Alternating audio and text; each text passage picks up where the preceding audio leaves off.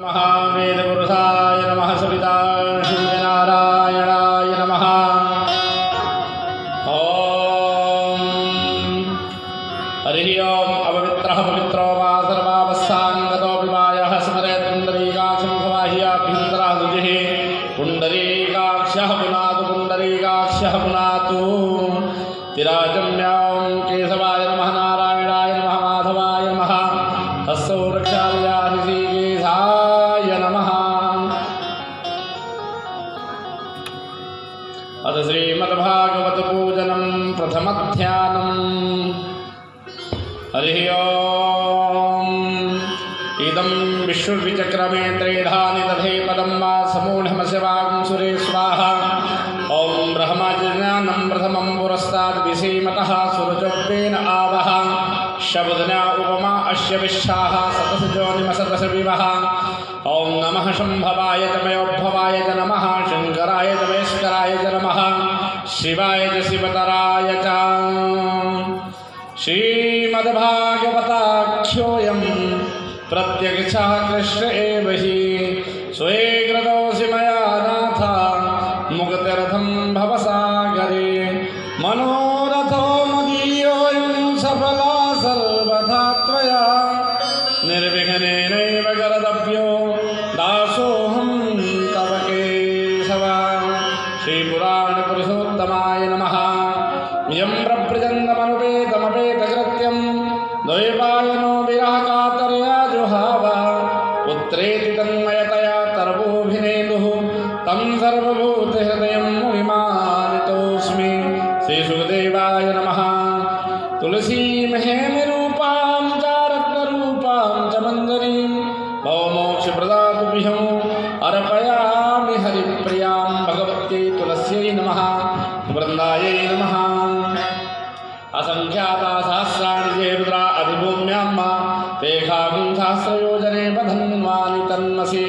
पाद्योः पाद्यस्योदर्घमर्घाङ्गे आचमनीयं सर्वाङ्गस्नानार्थे जलं समर्पयामि। सर्वोपचारार्थे गन्धाक्षतपुष्पाणि समर्पयामि।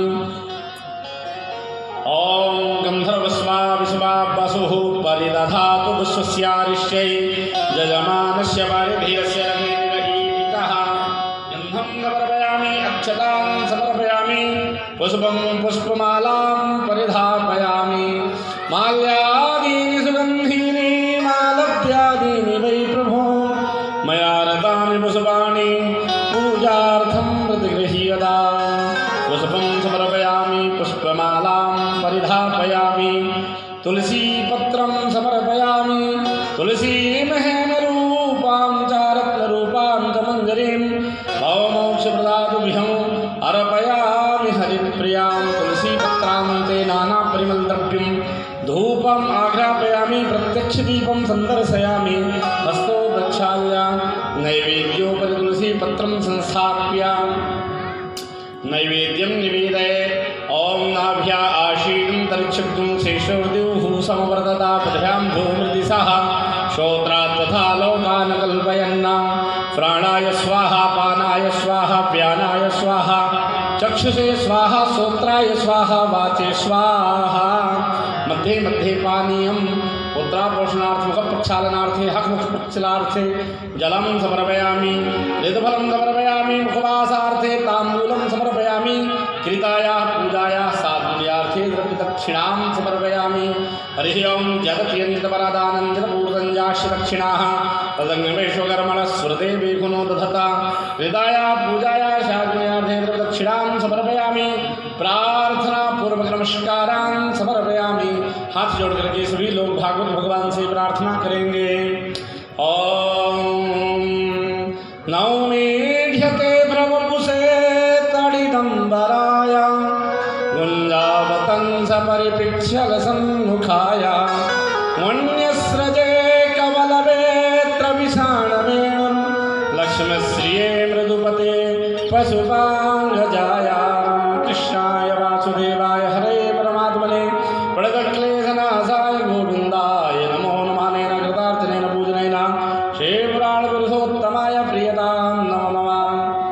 व्यासपूजनं व्यासाय विष्णुरूपाय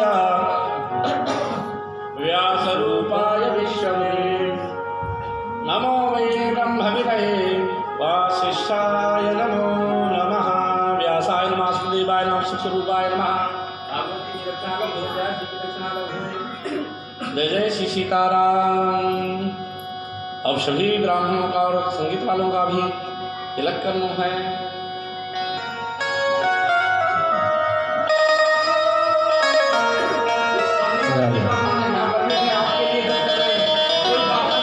इसलिए है ना, हाँ हम ही दिमाग लगा दो। चल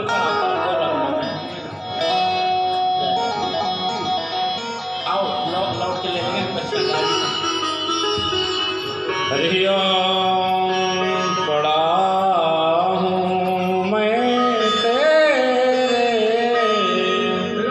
चरण कमलों में पशुपते, जरा देखो मेरी तन मन व्यथा को गिरिपते, शशिरी और गंगा की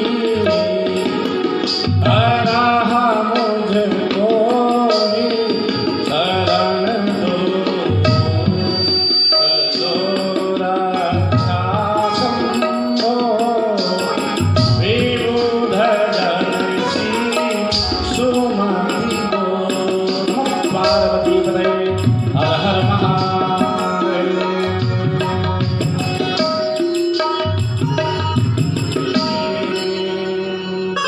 दक्षिण भी देते जाओ। आरती के लिए सब खड़े हो गए।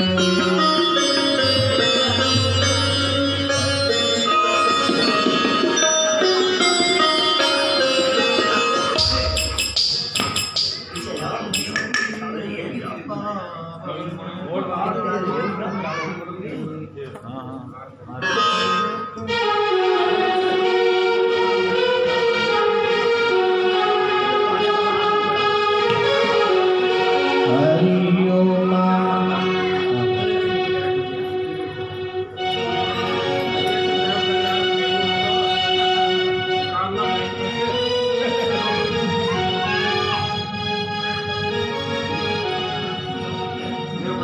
स्टाफ के तो आपके ही हैं,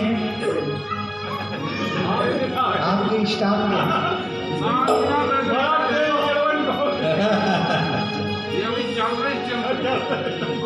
अब अगली बार तुम्हारा ही नंबर लिया जाएगा। ह्रीं ज्वाला मालिनी नमः। जले ज्वाला सवे ज्वाला ज्वाला पर्वतमस्तके, त्रैलोक्य व्यापनी ज्वाला ज्वाला देवी नमोस्तुते। ह्रीं ज्वाला मालिनी नमः। हरि ओम। आरात्रि पार्थिवक्रूरजः विदुरप्रायुधामभिः दिवः सदा कुंसि बृहति विदिशस आत्मेषं वर्तते नमः। आरती अति पावन पुराण की, आरती अति पावन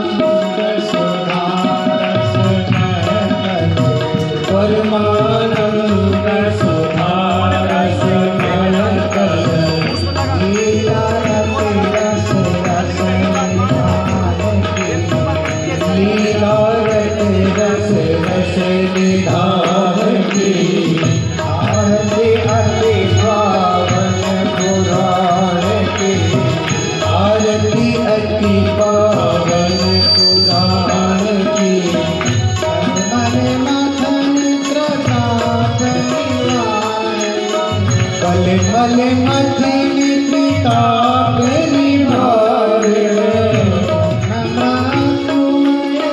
भव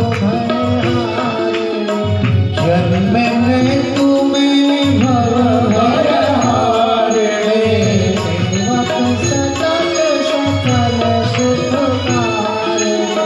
सेवक सकल सकल सुख कारणे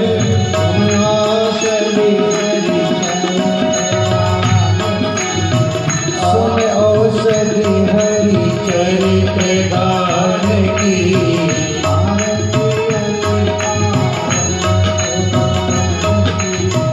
आरती अति पावन पुराण की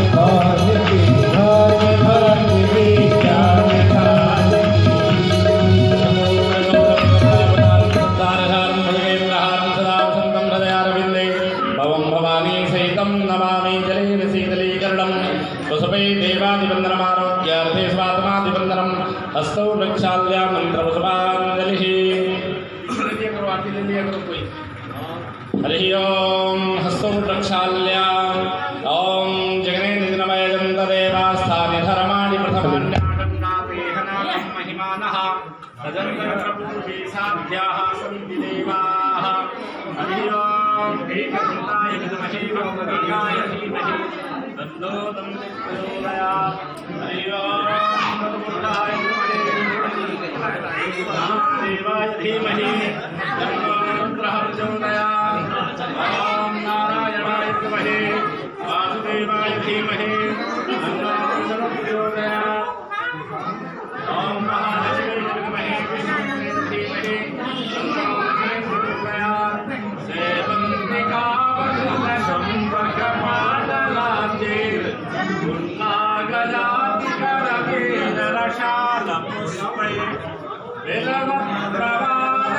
शीतलाञ्जलिभिः स्वां पूजयामि जगदीश्वरमे प्रसीद नानासुगन्धपुष्पाणि यथा कालोद्भवानिका पुष्पाञ्जलिर्मया दत्तो ज्ञानं परमेश्वर सांगाय सपरिवाराय सायुधाय सशक्तिकाय भगवते श्री पुराण पुरुषोत्तमाय नमः। प्रार्थना पूर्वक मंत्र पुष्पांजलि समर्पयामि।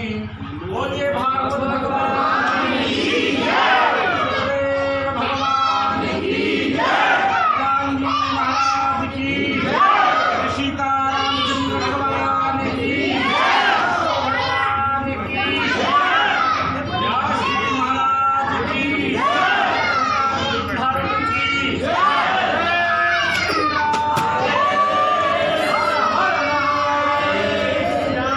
सभी लोग अपने अपने स्थान में विराजमान हो जाएं और प्रेम पूर्वक कथा श्रवण करेंगे। मैं पुनः अपने क्षेत्रीय तथा ग्रामवासियों से प्रार्थना करता हूँ, श्रीमद् भागवत का मंगलाचरण कुछ ही क्षणों में प्रारंभ होने जा रहा है। श्रीमद् भागवत जी का मंगलाचरण जो व्यक्ति नहीं सुनता उसका मंगल होने में कठिनता रहती है। मंगल आचरण मंगलाचरण करना चाहिए और मंगलाचरण सुनना चाहिए। जो व्यक्ति समय से नहीं आता है वो मंगलाचरण नहीं सुन पाता, इसलिए उसके जीवन में मंगलमय तो होता है लेकिन कठिनाइयों से होता है। तो बड़ा प्रेम से आप आग्रह करता हूँ कि मंगलाचरण अवश्य सुने और मंगल आचरण करें। श्रीमद् भागवत भगवान आपके दरवाजे पर आकर के और श्री गंगा रूपी अमृत की वर्षा हो रही है। ऐसी वर्षा आप बहुत अद्भुत और परम विद्वान रस रसिक हमारे पूज्यवाद श्री राजेश मोहन जी के मुख से सुन रहे हैं। ऐसी वाणी, ऐसा मधुर संगीत आपको बहुत सहज रूप में मिल रहा है। मैं तो सभी से गर्वत प्रार्थना करता हूँ कि ऐसी वाणी भगवान सबको दे और इस वाणी के माध्यम से संसार में जो रस प्रवाह हो रहा है आपके श्रवण पुटों तक जाए। ऐसी प्रार्थना करते हुए व्यास जी महाराज से प्रार्थना करते हैं कि वो अपने रसमयी कथा, संगीतमयी कथा हम सबको प्रवाहित करें और हमारे श्रवण पुट सुन करके धन्य हो जाएं। जय श्री राधे, जय श्री कृष्ण।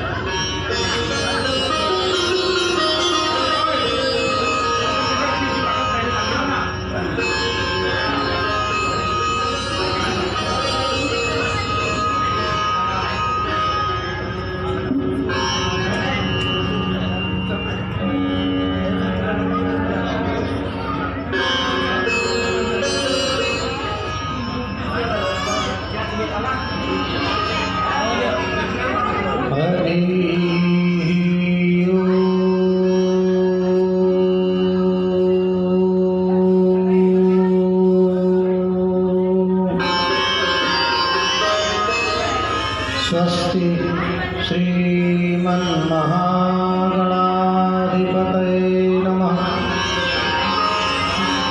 श्री सरस्वती नमः।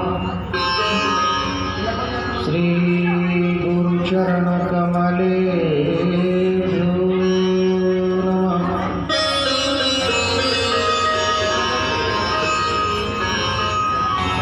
ध्येयं सदा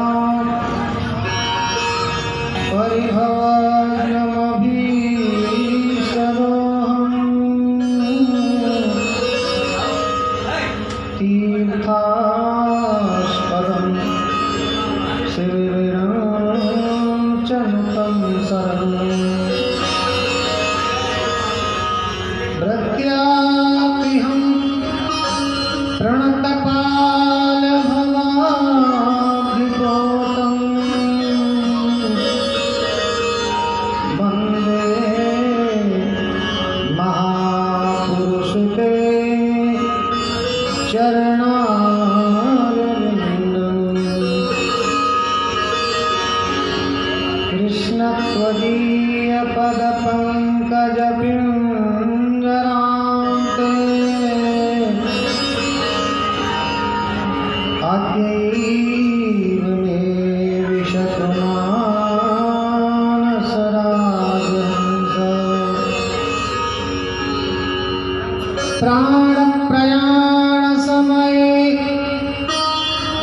कफवात पित्तै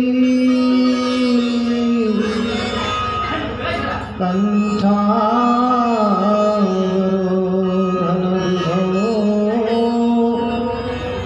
स्मरणं तस्य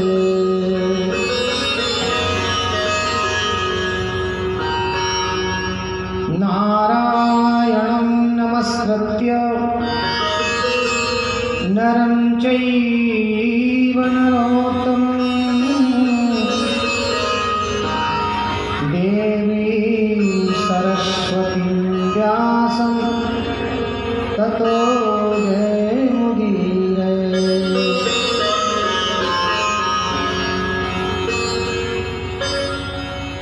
वसुदेवसुतं देवं कंसचाणूरमर्दनं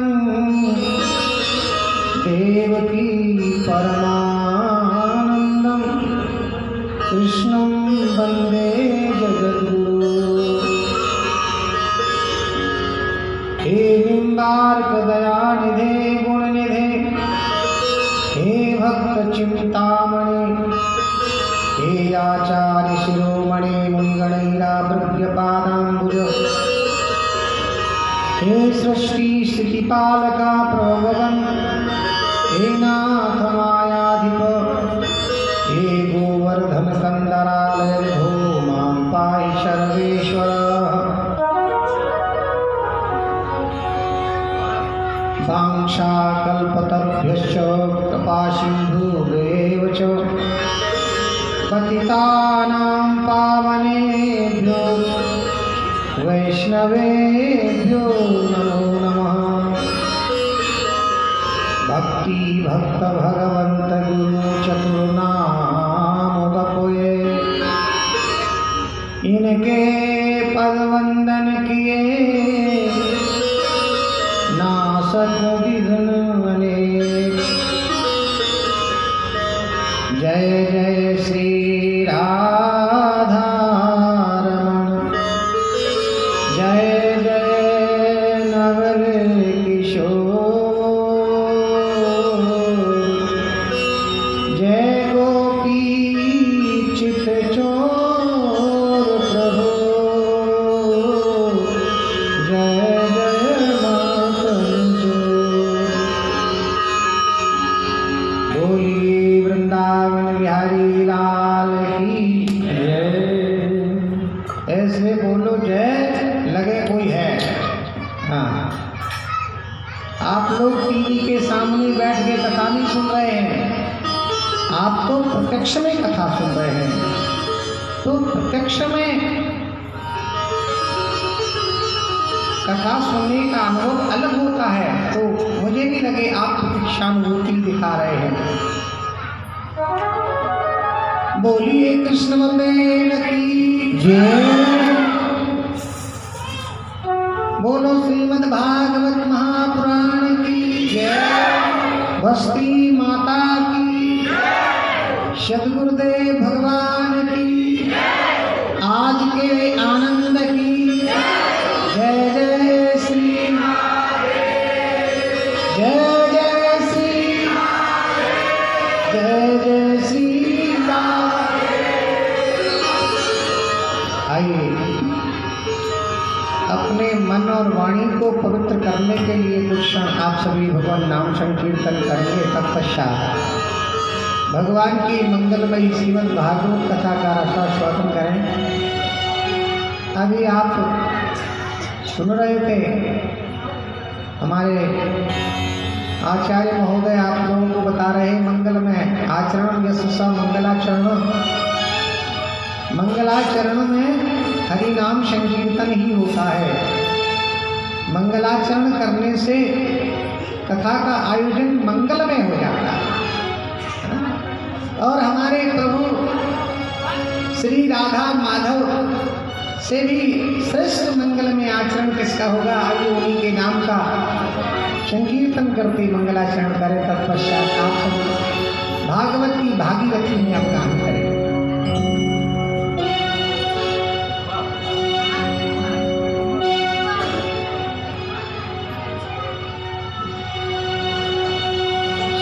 श्री राधे राधे राधे जय जय जय श्री राधे राधे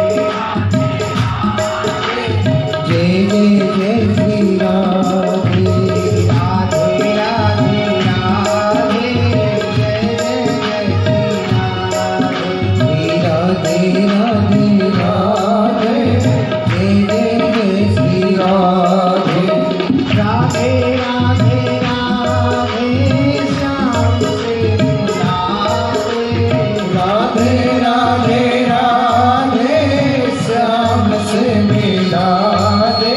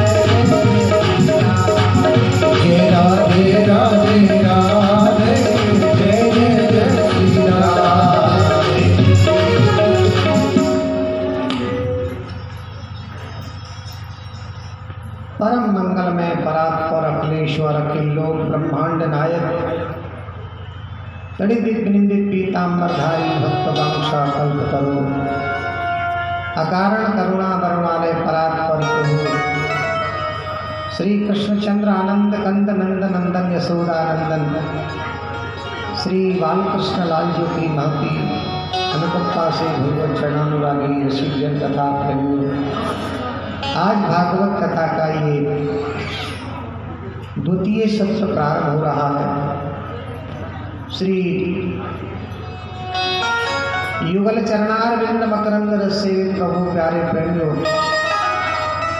जब भगवान की महती कृपा होती है तब कहीं श्रीमद् भागवत कथा सुनने का अलग ही लाभ प्राप्त होता है। आइए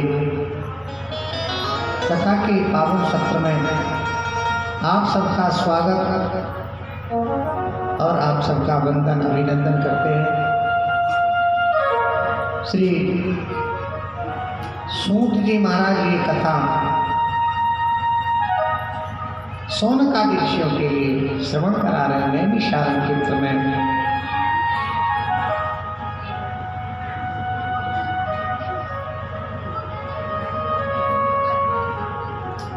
यम प्रव्रजन्तमनुपेतमपेत कृत्यं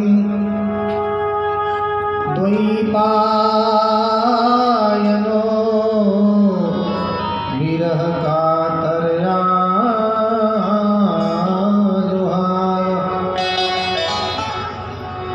पुत्रेति तन्मयतया तरवोभिनेदु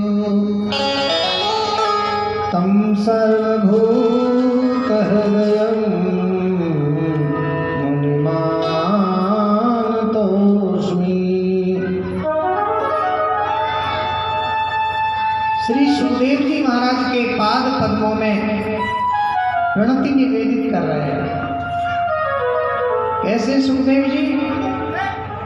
जो माँ के गर्भ से जन्म लेते ही नाड़ को कंधे पे रख के तप करने चले जाते। सुखदेव जी महाराज ने जन्म तो बाद में लिया, लेकिन भगवान से वरदान पहले प्राप्त कर लिया। माँ के गर्भ में जिनको भगवान का वरदान प्राप्त होता है,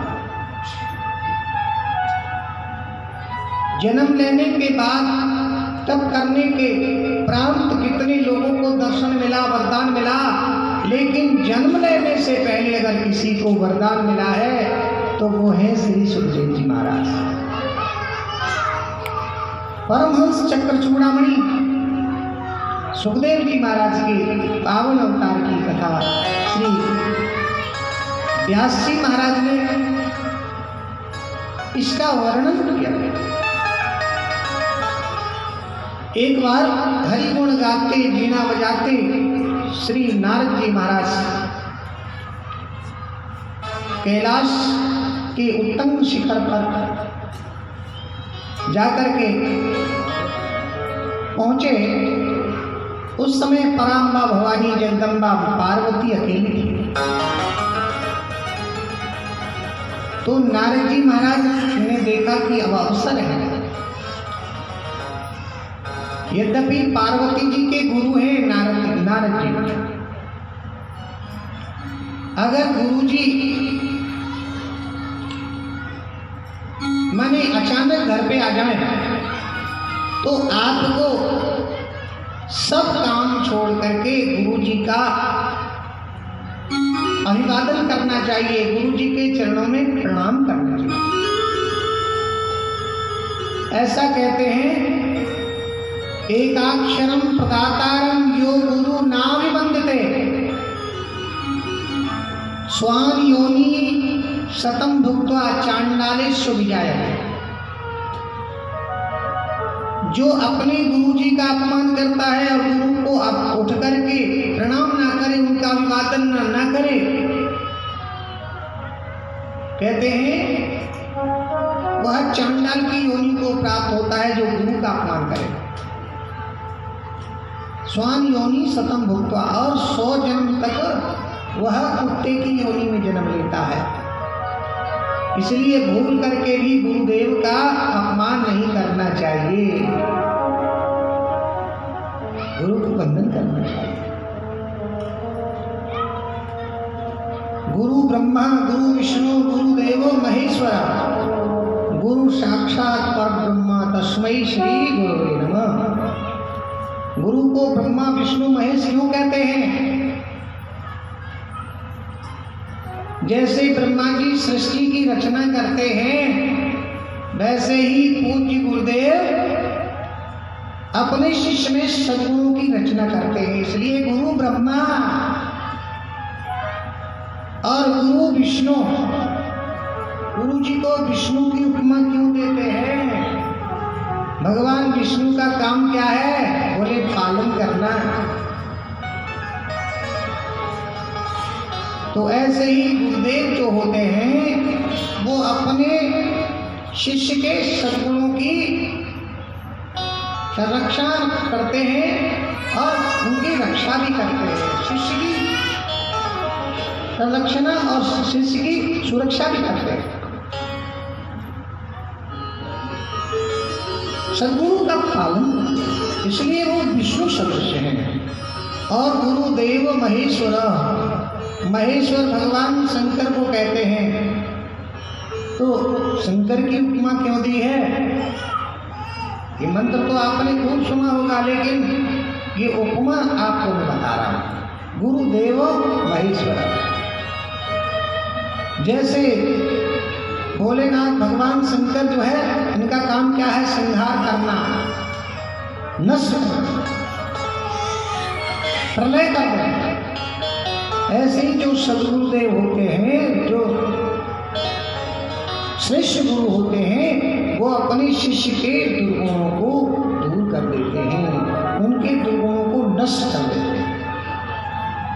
इसलिए गुरुदेव महेश्वर, गुरु साक्षात परब्रह्म। कभी गुरु का अपमान नहीं करना चाहिए। मैं तो कहता हूं, जिसके जीवन में गुरु नहीं उसका जीवन शुरू नहीं, उसका जीवन अधूरा है, अपूर्ण है। और इसके साथ एक बात और सुन लें, जिसका कोई इष्ट नहीं उससे बढ़कर भ्रष्ट नहीं। हाँ? जीवन में इष्ट भी होना चाहिए, इष्ट के बिना तो व्यक्ति भ्रष्ट होता है।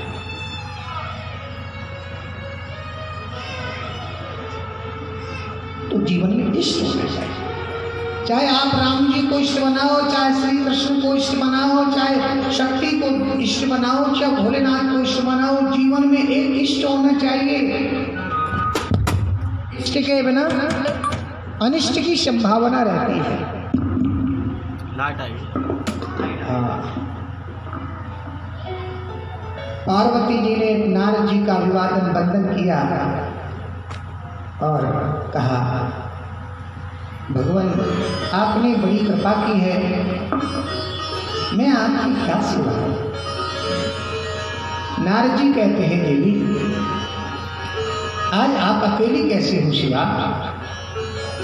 आज भूत भावन भोलेनाथ कहाँ गए? पार्वती जी ने कहा, देवर्षि आज एक देवताओं की सभा लगी है, सुधर्मा नाम की सभा को सुशोभित करने गए मेरे स्वामी, क्या आपको पता नहीं है? कहा, भला देवी मैं तो मृत्यु लोक का आटन करते हुए आ रहा, मुझे तो कुछ भी पता नहीं है देवलोक में क्या हो रहा है। मैं मृत्यु लोक में भ्रमण कर रहा हूं, अभी मृत्यु लोक का परिभ्रमण करते हुए मैं आ रहा हूं। कहा, देवी मैं एक बात जानना चाहता हूं कि भोलेनाथ आपसे कितना प्रेम करते हैं? पार्वती जी ने कहा, देवर्षि मेरे स्वामी मुझसे कितना प्रेम करते हैं मैं शब्दों में व्यक्त नहीं कर सकती हूँ। मेरे स्वामी तो मुझसे बहुत प्रेम करते हैं, कुछ भी मुझसे नहीं छुपाते हैं, गोपनीय रहस्य को भी मुझे बता देते हैं। कहते हैं गोपनीयम गोपनीयम गोपनीयम प्रियत्नतः, समाधि के रहस्य को भी मुझे बताते हैं, मंत्र का रहस्य भी मुझे बताते हैं, और अपने तप की अनुभूति मुझे बताते हैं। तो आपसे कुछ भी नहीं छुपाते हैं? बोले कुछ भी नहीं छुपाते। तो कहा देवी, भोलेनाथ के गले में जो मुंडों की माला है वो किसके मुंडों की माला है? आज तक ये भी आपको बताया होगा, नहीं छुपाया होगा। जब पार्वती जी ने ये बात सुनी तो पार्वती जी तो महाराज विस्मित हो गई। ये बात तो आज तक भोलेनाथ ने मुझे नहीं बताई। अब तो नारद जी को महाराज अवसर मिल गया और नारद जी कहते हैं, देवी नारायण नारायण, आप तो धोखे में हो। पार्वती जी, भोलेनाथ तो आपसे बहुत कुछ छुपा के रखते हैं।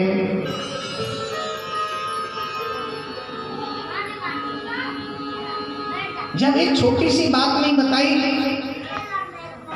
तो वो आपको और तो क्या बताते हैं।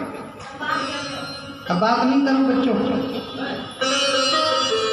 इधर ध्यान रहे। अब तो महाराज नारद जी ने जब कहा, देवी आपसे तो भोलेनाथ बहुत कुछ छुपाते हैं, अब जो तुम्हें उचित लगे सो करना, नारायण नारायण ऐसा कहते हुए वहां से चले। अब कुछ देर के बाद में जैसे ही भोलेनाथ अपने आश्रम में पधारे और भोलेनाथ ने देखा कि आज पार्वती जी रुष्ट मुद्रा में विराजमान है। कहते हैं ना, इस मुश्क खांसी खुश्क चोरी कंगाली कितनू राखो डाके खुलजा पधारी। खैर खून खांसी खुशी बैर प्रीत मदपान और रही मन दावे ना दबे जानत सकल जहां।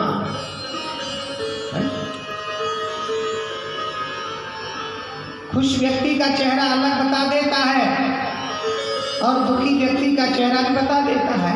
हाँ, फिर समझदार आदमी तो चेहरा देख के पढ़ लेते हैं। भोलेनाथ ने देखा कि आज पार्वती जी रुष्ट मुद्रा में बैठी है, गाल फुला के बैठी है।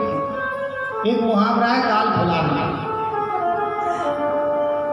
मैंने रूठ करके बैठे, रूठ जाना। भोलेनाथ कहते हैं, देवी आज इतनी उदास कैसे हो? काफी चिंता मुझे से। ऐसी कौन सी बलवान चिंता ने तुम्हें ग्रस लिया है देवी, मुझे बताओ ना।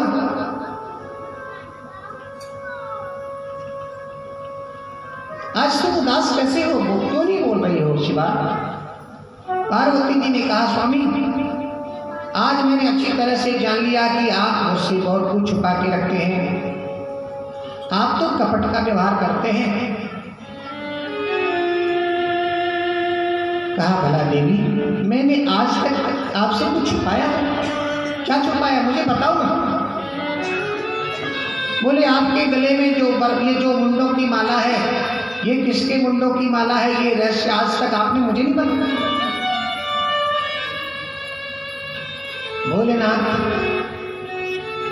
मुस्कुरा करके कहते हैं, देवी मैं तुमसे कितना प्रेम करता हूं, इसके लिए ये मुंड माला प्रमाण है। देवी ये और किसी के मुंडों की माला नहीं है पार्वती, ये तो केवल और केवल तुम्हारे मुंडों की माला है। अब तुम समझ लो मैं तुमसे कितना प्यार करता हूं, तुम्हारी मरी खोपड़ियों को भी मैं गले में धारण कर लेता। ये और किसी की खोपड़ी नहीं है देवी, ये केवल तुम्हारी खोपड़ी, ये तुम्हारी मुंडों की माला है। 108 बार तुम्हारे जन्म हो चुके हैं। जब जब तुमने अपने शरीर का परित्याग किया तब तब मैंने तुम्हारी मुंड को अपनी माला में धारण कर लिया। मैं तुमसे कितना प्रेम करता हूं, शब्दों में व्यक्त कर सकता। सुन करके पार्वती जी तो महाराज विह्वल हो गई, चरण पकड़ लिए भूत भावन भोलेनाथ के। स्वामी मैं तो बड़ी धोखे में, आज आपने मेरी आंखें खोल दी। स्वामी मेरी इतनी बार जन्म हो गए और इतनी बार मेरी मृत्यु हो गई, लेकिन आप एक ही स्वरूप में बने रहे। इसका रहस्य क्या है? भोलेनाथ कहते हैं देवी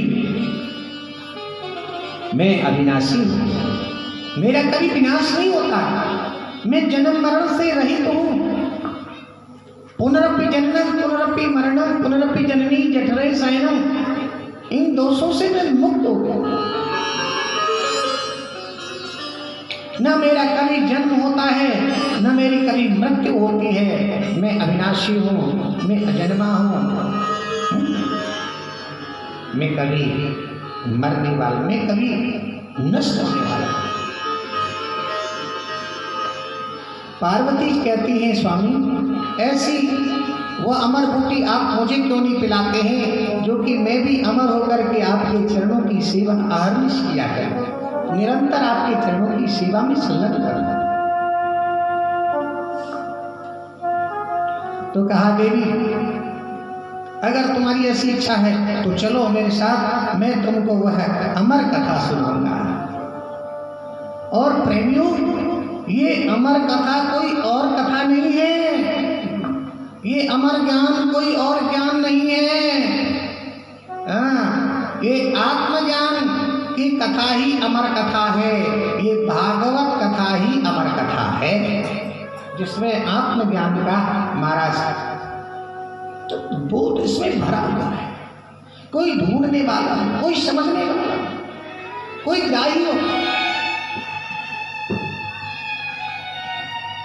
आत्म ज्ञान से भागवत महाराज भरी लवा प्रेम इससे झलक।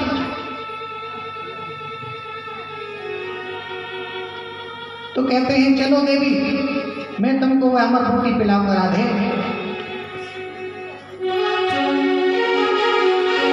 अरे बूटी पी लेना हरि नाम वाले घोल घोल के, बूटी पी लेना हरि नाम वाले घोल घोल के, बूटी पी लेना हरि नाम वाले घोल घोल के, बूटी पी लेना हरि नाम वाले घोल घोल के, पी ले हरि नाम वाले घोल घोल के, बूटी पी लेना हरि नाम वाली घोल घोल के, पी लेना हरि नाम वाली घोल घोल के, बूटी पी लेना हरि नाम वाली घोल घोल के।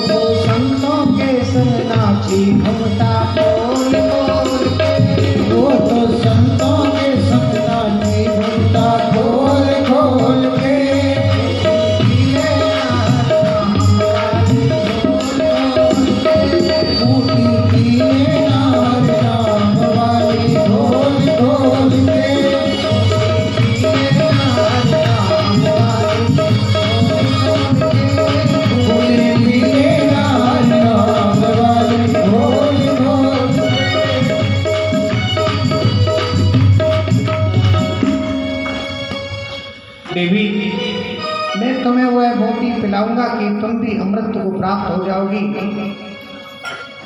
मैं तुम्हें वह अमर कथा सुनाऊंगा।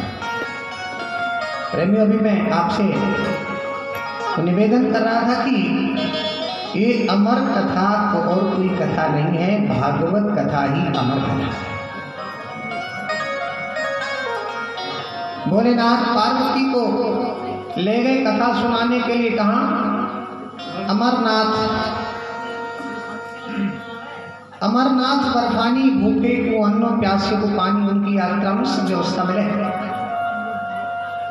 आज भी प्रत्यक्ष अमरनाथ भगवान का दर्शन होता है। प्रकृति के अमरनाथ शिवलिंग के रूप में रोजाना बन जाते हैं, रोजाना उनका लय हो जाता है और बर्फ के बनते हैं, बर्फ के शिवलिंग गुफा के अंदर। सनातन धर्म के महाराज आज भी ऐसे ऐसे प्रतीक देखने को मिल रहे हैं। ये अमरनाथ बर्फानी भगवान भोलेनाथ ही बर्फ का रूप धारण, बर्फ के शिवलिंग रोजाना बन गए।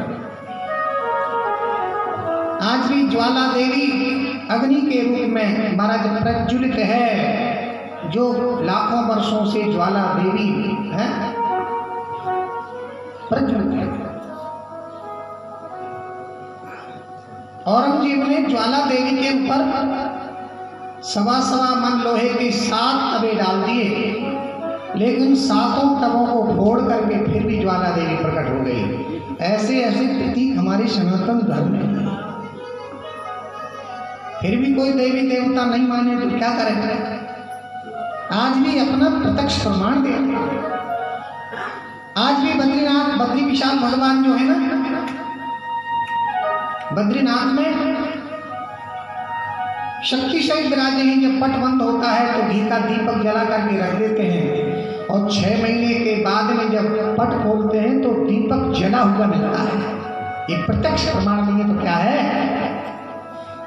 आज भी दाऊ जी महाराज का प्रमाण देखने को मिलता है। दाऊ जी में उनको सैया लगाई जाती है, चांदी का पलंग बिछाया जाता है, उस पर उनको पौड़ाया जाता है। सुबह आप देखिए, मैंने तो दर्शन किया है दाऊ जी महाराज। मैंने जो है एक बार दाऊ जी महाराज की सेवा भी की है, उनका स्नान आदि भी करा। इतनी कोमल है विग्रह, तो महाराज वो भाषण का है लेकिन कितनी कोमल। जब वो रात को उनको शयन कराते हैं तो सुबह देखते हैं तो चद्दर पर सरवट मिलती है, शिकुड़न मिलती है। इसका मतलब वो शयन भी करते हैं। चांदी के बड़े लोटा में जल भर के रख देते हैं, लोटा का जल खाली मिलता है। ऐसे ही निधिवन में देखने को मिलता है। तो बद्री विशाल भगवान की हम कह रहे थे कि 6 महीना तक वो अपने बद्रीनाथ धाम में रहते हैं और 6 महीने हमारे ब्रज में ही रहते हैं। यहाँ आपके यहाँ से बिल्कुल नजीक है ये बद्री। इनको क्या कहते हैं? हाँ, याद बद्री। याद बद्री क्यों हुए? इसका एक रहस्य है। ये 6 महीना तो हमारे यहाँ ब्रज में रहते हैं याद बद्री, और 6 महीना रहते बद्रीनाथ में, और इनको नींद ब्रज में ही आती है। पूजा पाठ वहीं कराते और रात को सोने यहीं आते हैं, अपनी शक्ति के सहित विराजते। तो याद बद्री कैसे हो गए? नंद बाबा एक बार अपने ब्रजवासियों को लेकर के छकड़ों को सजा करके रथ, पहली मझोली आदियों को तैयार करा के ब्रजवासियों को लेकर यात्रा को जा रहे, बद्री विशाल की यात्रा। ध्यान दें। तो कन्हैया ने कहा, बोले बाबा कहाँ की तैयारी हो रही है? नंद बाबा बोले लाला, हमने तेरे ताई बद्री विशाल भगवान की यात्रा बोली थी। हमने कहा हे प्रभु, हमारे एक बालक हो जाए तो हम तुम्हारी यात्रा करेंगे और आपका पूजन वंदन अवश्य करेंगे। तो बद्री विशाल भगवान की यात्रा की तैयारी हो रही है। भगवान श्री कृष्ण कहते हैं बाबा, अगर वो बद्री विशाल आपको यहीं हमारे ब्रज में ही दर्शन दे दे तो कैसा रहेगा? नंद बाबा बोले बेटा कहीं ऐसा भी होता है, देवता अपने स्थान पर ही दर्शन देते हैं? तो कहा, बोले बाबा अगर तुम्हें मेरी बात का विश्वास नहीं है तो चलो मैं तुम्हें बद्री विशाल का दर्शन कराता हूं। तो भगवान बालकृष्ण उस समय 5 वर्ष के थे। उन्होंने ऐसी ऐसी लीला की है कि महाराज आप सुनकर ध्यान रखें। सभी अपने ब्रजवासियों को लेकर के गाड़ी रैली रथ मजोलियों में महाराज विराजमान होकर के यहीं पर पड़ाव डाल दिया। वहाँ की झांकी बड़ी सुंदर है, लता पता है, वहाँ पर कुंड भी है और पहाड़ों के अंदर पहाड़ भी है। वहाँ पर देखने में ऐसा लगता है कि उत्तराखंड की एक झांकी है। तो प्रेमियों पड़ाव डाल दिया और ब्रजवासियों से कन्हैया बोले, देखो ब्रजवासियों, यहाँ बद्री विशाल भगवान विराजमान रहते हैं, आप सब बैठ करके आंख बंद करके उनका ध्यान करो और उनको याद करो।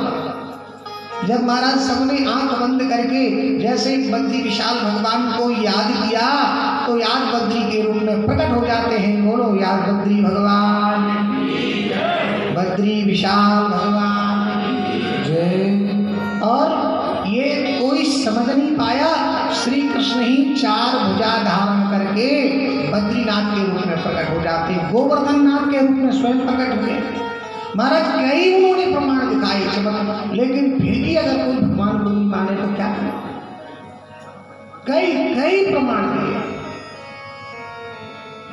उन्होंने भगवान होने के। महाराज के क्या कोई साधारण इंसान 7 कोस के पर्वत को 7 दिन और 7 रात तक कन्नी उंगली पे धारण कर सकता है? कर्तुम अन्यथा सर्वथा कर्तुम समर्थ ईश्वर। ऐसी सामर्थ्य श्री कृष्ण, ऐसी सामर्थ्य भगवान भी हो सकती है। तो बद्री विशाल भगवान के रूप में यहाँ पर प्रकट हुए। ज्यादा दूर नहीं, यहाँ से 8-10 किलोमीटर होंगे लगभग। तो इस प्रकार से भगवान अपने भक्तों के मनोरथ को पूर्ण करते हैं। भोलेनाथ पार्वती जी को लेकर के अमरनाथ की गुफा जहां पर है वहां पर पहुंच गए। मैंने आपको एक दिन निवेदन किया था कि भोलेनाथ भी जब कथा को सुनाते हैं तो कैलाश को छोड़ करके महाराज धरा बोल। महात्म में कल आप सुन रहे थे,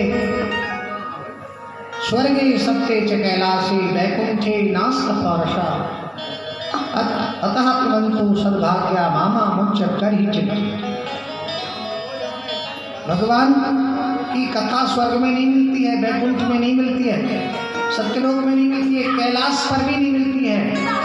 अगर कैलाश पर ही कथा सुलभ हो जाती तो भोलेनाथ कैलाश को छोड़ के अमरनाथ क्यों जाते?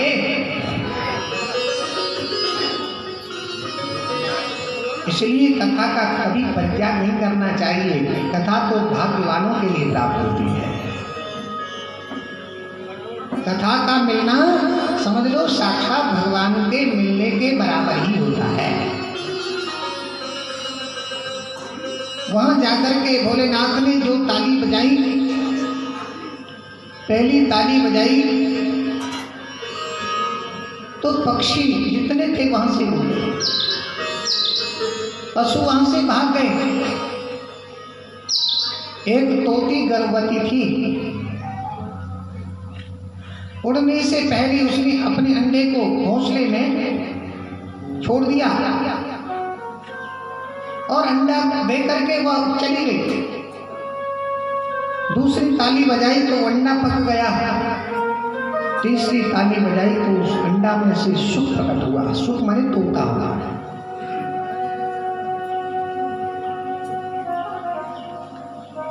भोलेनाथ ने देखा कोई नहीं है, निर्जन जंगल है। कहते हैं पार्वती जी अब मैं तुम्हें कथा सुनाऊंगा, तुम कथा में हुंकारा देती जाना ताकि मैं समझूं कि आप कथा सुन रही हो। कथा में हुंकारा और भोज में नकारा, इन दोनों का बड़ा महत्व होता है। तो पार्वती जी हुंकारा देती जा रही हैं, भोलेनाथ कथा सुना रहे हैं।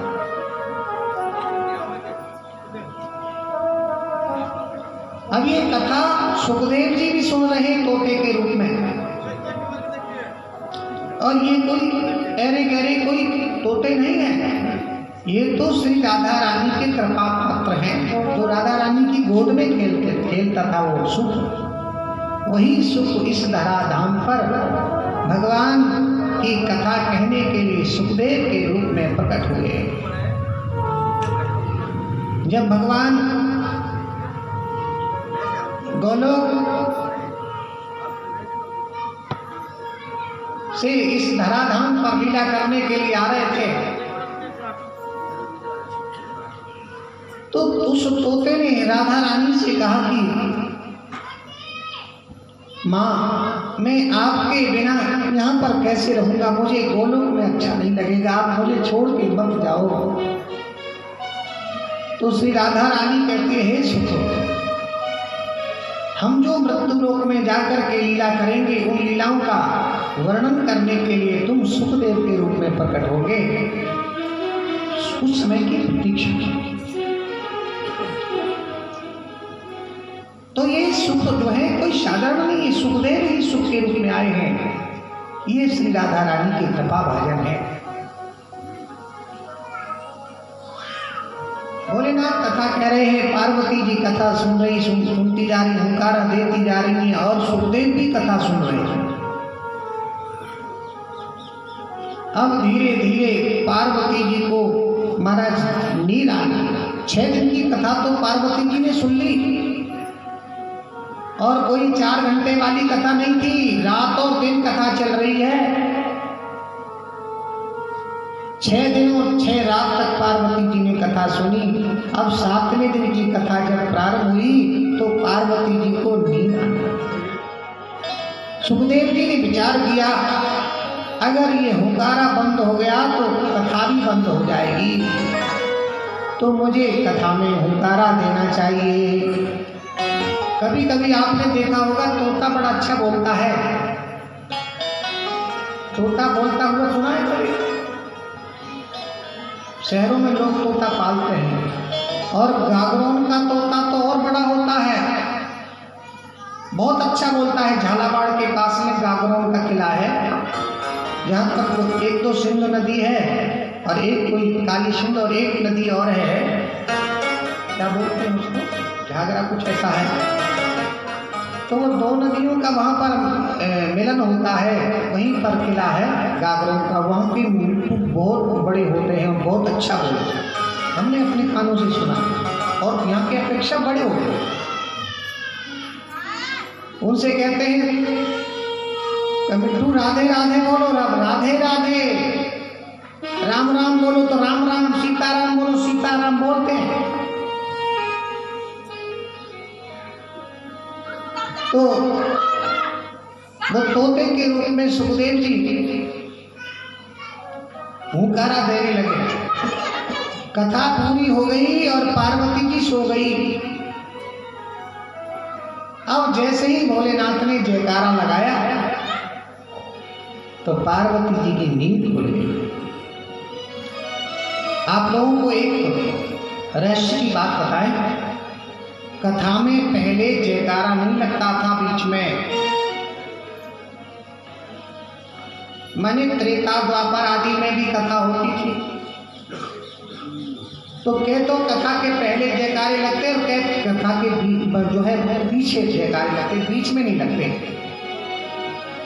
अब कथा में बीच में जयकारे कब से लगने लगे? जब भगवान श्री राम ने त्रेता में राम अवतार लेकर के रावण का वध किया था, तो रावण के भाई का नाम था कुंभकर्ण। विभीषण लिखा होगा भाई, 3 भाई थे। तो कुंभकर्ण की पत्नी का नाम था निद्रा देवी। क्या नाम था? निद्रा देवी। जब भगवान ने कुंभकर्ण का वध कर दिया तो कुंभकर्ण की पत्नी भगवान राम के समक्ष जाकर के खड़ी हो गई और कहने लगी, आपने मेरे स्वामी का वध किया है, मैं भी प्रसोद की भावना से बदला लेती रहूंगी। भगवान ने कहा, आप क्या बदला लोगी? निद्रा देगी? तो निद्रा कहती है, जहाँ तहाँ आपकी कथा होगी मैं वहाँ जाकर के विघ्न डालूंगी, मैं सब श्रोताओं को जाके सुला दूंगी, श्रोताओं की खोपड़ी पे जाके बैठ जाऊंगी। तो भगवान ने कहा, निद्रा देवी तुम हमारी कथा में विघ्न डालोगी तो हम भी अपने भक्तों को सचेत कर देंगे, बीच बीच में जयकारा लगा दिया करेंगे, बोलो वृंदावन बिहारी लाल की, राहुल दयाल की। जब जयकारा लगाते हैं महाराज नींद भूल जाती है, जो व्यक्ति सोते हैं ना वो भी जग जाते हैं। और मैं एक बात कहूँ, माताओं बहनों बुरा मत मानना, कथा में माता बहन ज्यादा सोती हैं। अरे पार्वती जी सो गई तो अब आपकी बात है, तो इनके पास में एक साधन बहुत अच्छा सोने के लिए। हाँ, अब वो घूमता को यहाँ तक कर लेती है और खूब महाराज नींद के झकोरा। बोले हम तो किसी को दिख नहीं रहे, घूम सो, घर तो समय मिलता नहीं, सोने के लिए कहाँ समय में लगी। तो इनके पास में साधन बहुत बढ़िया सोने के लिए,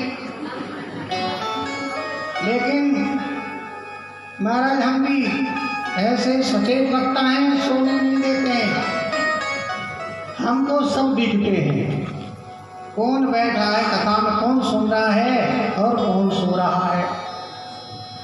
क्योंकि हम चौकी पे बैठे तो चौकीदार हैं, चौकीदार का काम क्या होता है? चौकीदारी करना। अब तुम्हें कथा भी सुनाते, चौकीदारी भी करते हैं। आप सब जमीन पे बैठे हो तो जमींदार हो, हम चौकी पे बैठे तो चौकीदार है। ये तभी चौकीदार तो आपने बनाया। अच्छा, मेरी दृष्टि में तो आप लोग बड़े हैं, आपकी दृष्टि में भले हम बड़े होंगे, लेकिन हमारी दृष्टि में आप बड़े हैं। वक्ता ऊंचे आसन पर बैठ करके महाराज श्रोताओं को देखता है तो वक्ता की दृष्टि नीची होती है, और श्रोता नीचे बैठ करके ऊंची दृष्टि से महाराज वक्ता को देखते हैं, भागवत जी का दर्शन करते हैं। आपकी दृष्टि ऊंची है और हमारी दृष्टि नीची है, इसलिए हमारी दृष्टि में आप सब बड़े हैं। श्रोता कोई महाराज कम नहीं है। अगर श्रोता ही नहीं होंगे तो वक्ता किसको कथा सुनाएंगे? और वास्तविक बात तो यह है कि श्रोता कथा कहलवाते हैं। अगर श्रोता नहीं होगा तो वक्ता किसको कथा सुनाएगा? तो वक्ता की शोभा तो श्रोताओं से होती है।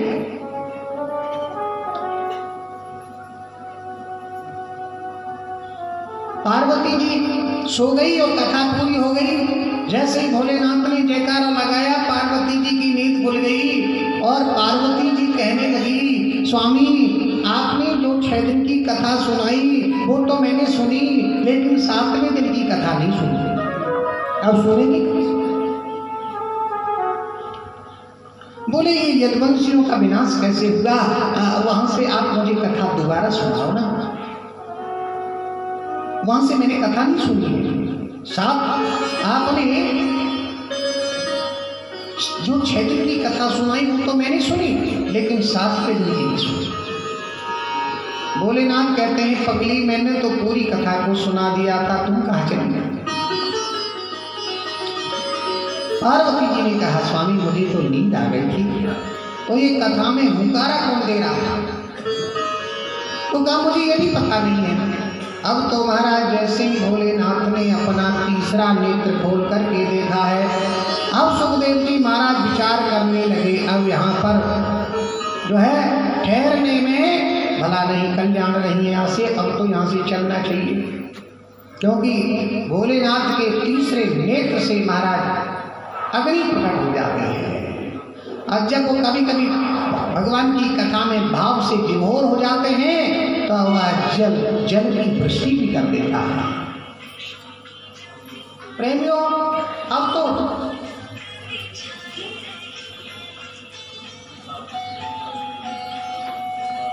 कैसे अब तो जैसे ही भगवान भोलेनाथ ने तीसरा नेत्र खोला, सुखदेव जी महाराज वहां से उड़े। आगे आगे सुखदेव हैं और पीछे पीछे महादेव हैं।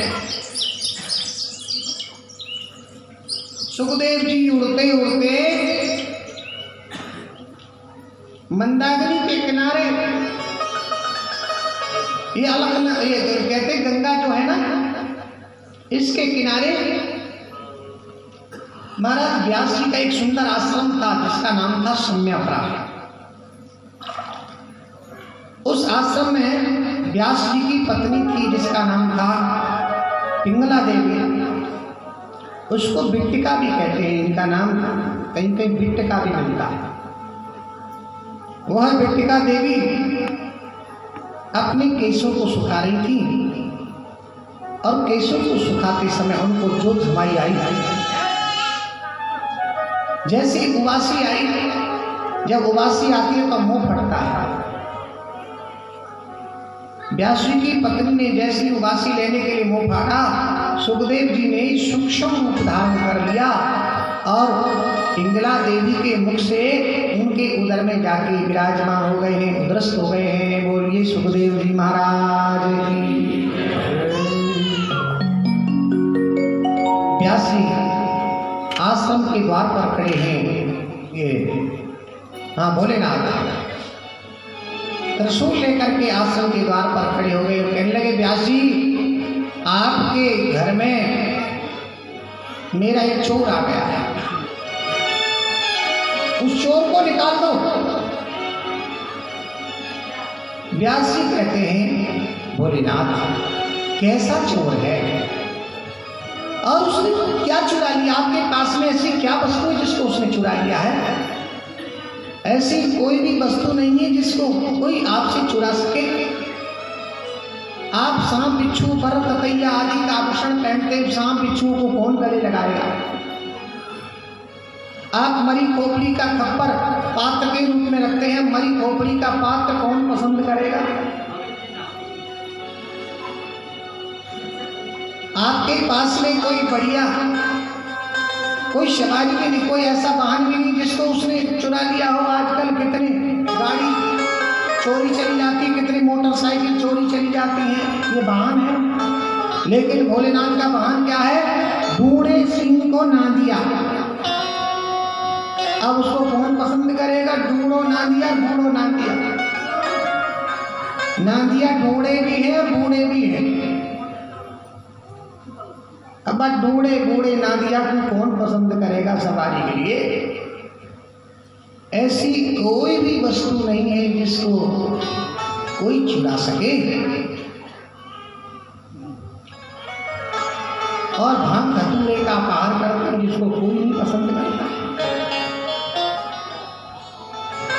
भोलेनाथ कहते हैं कि उसने और कोई ऐसी वैसी वस्तु नहीं चुराई है, उसने अमर कथा को चुराया है।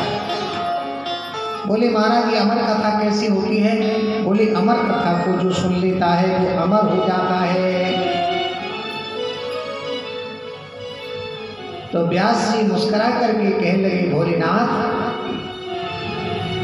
अरे जिसने अमर कथा सुन ली वो तो अमर हो गया, फिर आप उसको कैसे मार सकते हैं? अगर अमर कथा सुनने के बाद में भी उसको मार दिया जाए तो उसको अमर कथा कौन कहेगा? वो तो मरण कथा हो जाएगी, अमर कथा कहां से रह जाएगी? व्यास जी ने जब ये बात कही तो भोलेनाथ को महाराज गुस्सा। देखिए जोश में होश नहीं रहता है, जब आदमी को जोश आता है तो होश खो बैठता है। अब जब जोश निकल गया तो होश में आ गए। तब बात तो ठीक है, लेकिन मैं उस महाभाग का दर्शन करना चाहता हूं जिसने अमर कथा सुनी है।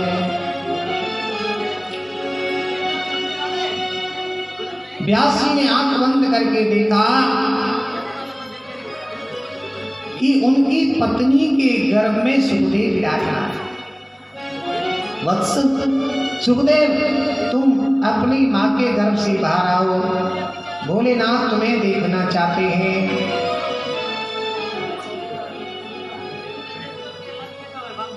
तो सुखदेव जी अपनी माँ के गर्भ से ही बोल पड़े। सुखदेव जी कहते हैं, पिताजी मुझे भोलेनाथ के त्रिशूल का कोई डर नहीं है, मुझे तो वो टेढ़ी टांग वाले मुरली मनोहर श्याम सुंदर हैं, उनकी माया से डर लगता है, और संसार में मेरा कोई बिगाड़ नहीं सकता है।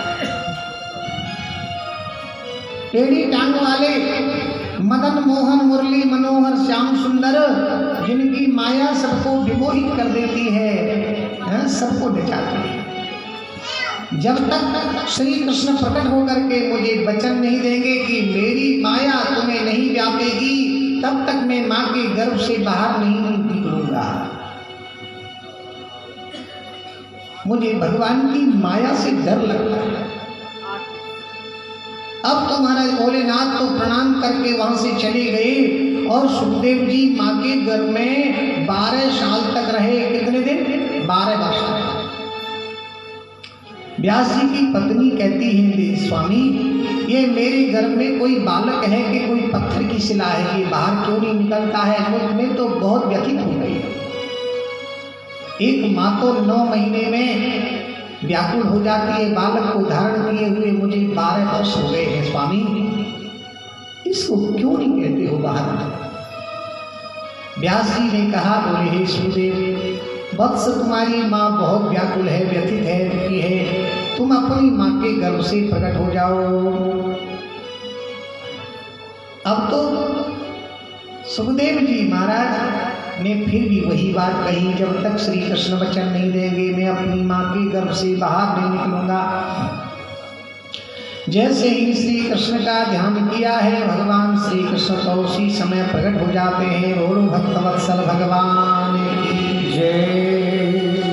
भगवान श्री कृष्ण प्रकट हो गए और कहते हैं, हे सुखदेव, मेरी माया तुमको अब कभी नहीं व्यापेगी, तुम अपनी माँ के गर्भ से बाहर आ जाओ।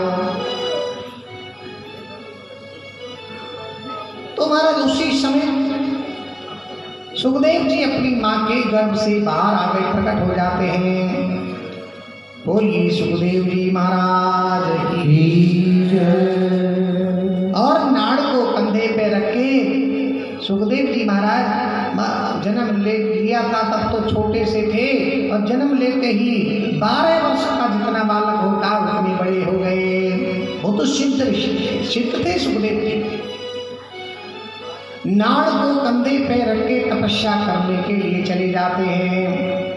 भगवान से वरदान उन्होंने प्राप्त कर लिया है कि मेरी माया तुम्हें नहीं व्यापेगी। जब माया भगवान की नहीं व्यापेगी तो फिर निश्चल होकर के भगवान का भजन करेंगे। इधर व्यास जी अपने पुत्र के पीछे पीछे जो है महाराज कातर होकर के विरही होकर के दौड़े चले जा रहे हैं। बेटा सुखदेव रुक जाओ, अरे इतने निष्ठुर क्यों बनते हो? जिस माँ ने तुमको 12 वर्ष तक गर्भ में धारण किया, आज उस माँ को मुख दर्शन भी नहीं दिया है, दौड़े चले आए। इतना निष्ठुर क्यों बनता है सुखदेव? एक क्षण के लिए रुक जाओ। सुखदेव जी कहते हैं, पिताजी क्यों व्यर्थ में मेरे पीछे पड़े हो? कितनी बार तो तुम मेरे पिता बन गए और कितनी बार मैं तुम्हारा पिता बन गया।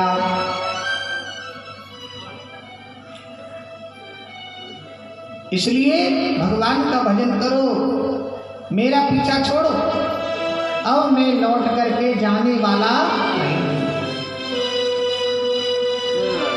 इधर कुंजी बिहारी से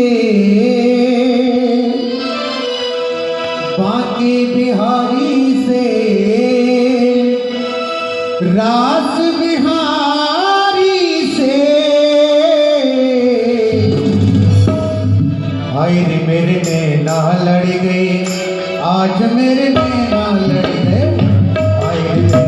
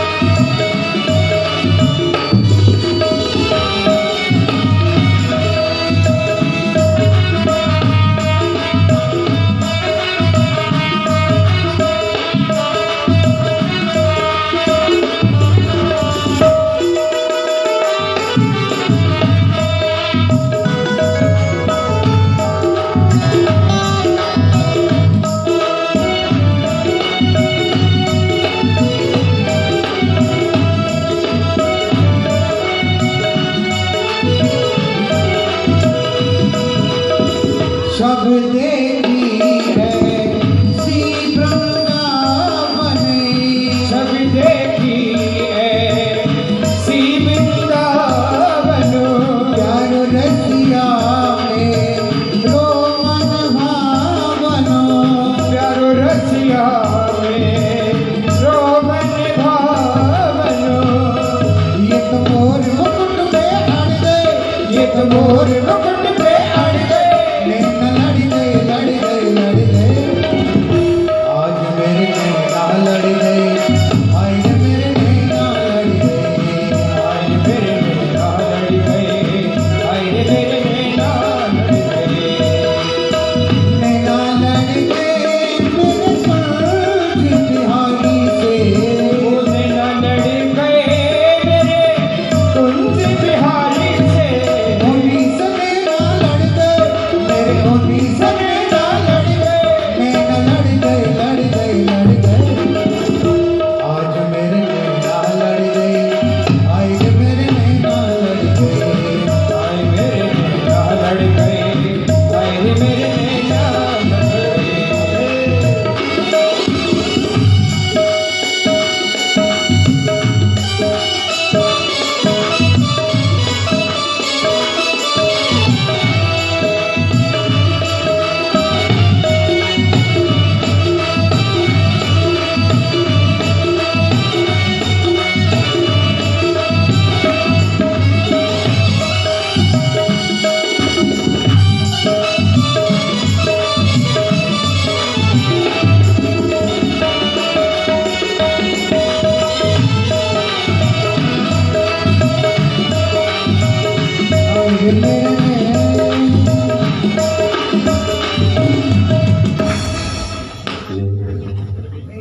बोली भक्त वत्सल भगवान की। कहते हैं व्यास जी लौट करके तो आ गए, लेकिन व्यास जी को एक ही चटापटी लगी है कि मेरा बेटा सुखदेव कैसे आए।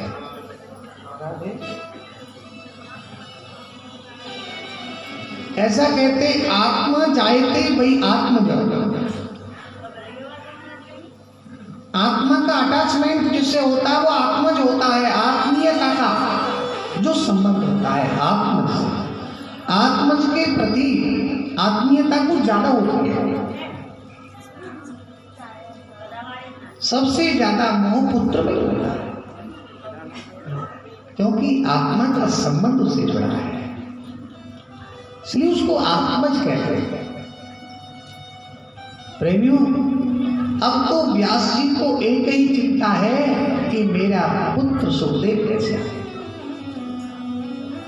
व्यास जी ने अपनी दो शिष्यों के लिए दो मंत्र रटाए, दो श्लोक रटाए। भागवत के दोनों श्लोक बड़ी मार्ग बड़े सुंदर। पहले श्लोक में तो भगवान की सुंदरता का वर्णन किया है और दूसरे श्लोक में भगवान की दयालुता का वर्णन। जहां पर सुखदेव जी बैठे थे निर्गुण ब्रह्म निराकार ब्रह्म की आराधना कर रहे थे, समाधि लगा करके तटस्थ होकर के बैठे। व्यास जी ने भेजा कि जहां पर सुखदेव जी निर्गुण निराकार ब्रह्म की आराधना में समाधि लगाए हुए वहां जाकर के इन श्लोकों को बोलना। महाराज भागवत की कथा ऐसी है, सुंदर है कि सुखदेव जी से बड़ा निर्गुणी कौन होगा दुनिया में। भूतों भविष्य की ना कोई पहले हुआ ना कोई बाद में हुआ। सुखदेव जैसे परमहंस चक्र चूड़ामणि वो भी भागवत के श्लोकों को सुनकर के महाराज श्री कृष्ण के दीवाने हुए। जो 4 अंगुल की लंगोटी भी नहीं लगाते थे वो थे सच्चे ब्रह्मज्ञानी। जो 4 अंगुल की लंगोटी भी नहीं लगाते थे। दिगंबर अजान बाहु दिव्य ललाट ब्रह्म तेज चमचमा रहा था। महाराज ज्ञान से लबालब भरे हुए थे, लेकिन भक्ति रस से अभी ये ज्ञान भी हो तो भक्ति से संपन्न होना चाहिए, भक्ति से युक्त होना चाहिए, ज्ञान वैराग्य भक्ति से युक्त होनी चाहिए, तब उस बुद्ध जो है सार्थक माने। पहला श्लोक सुनाया है। पहले श्लोक में भगवान की सुंदरता का वर्णन है कि बरहा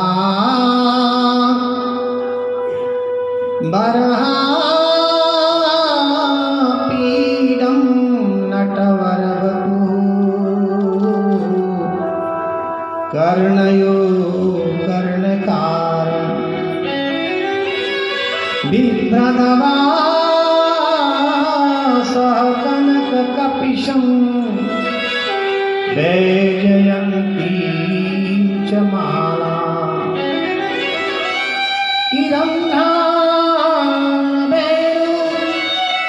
रधर सुधया पूरयं गोपी वृंदै वृंदारण्यं स्वपदरमणं प्राविशति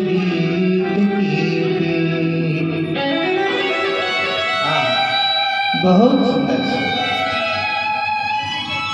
बरहा पीडम नटवर बपू। भगवान मोर पंख का मुकुट धारण किए हुए।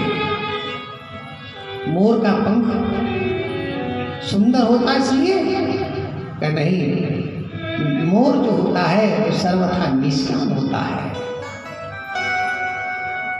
मयूर कभी कामना युक्त नहीं होता है।